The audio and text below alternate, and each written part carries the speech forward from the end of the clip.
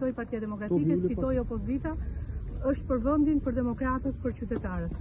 Unë edhe në 2021 pothuajse kam qenë listë hapur, kam qenë e treta në qarkun tipër, kam bërë betejë elektorale, kam fituar, edhe në primare jam votuar dhe kam besimin e qytetarëve dhe besoj fort që do më votojnë qytetarët, do votojnë Partinë Demokratike, do votojnë edhe ne kandidaturën. Me listën që ka Partia Demokratike, mendoni se mund fitoni?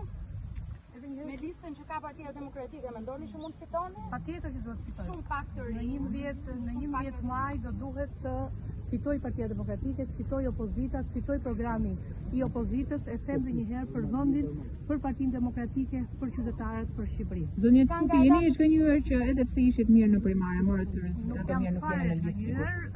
E përsëris në qarkun dhibër 2021 kam qenë listë hapur, pra i bie, kam qenë e treta, kam bërë betejë elektorale, kam fituar dhe besoj që qytetarët do më votojnë edhe në Tiranë.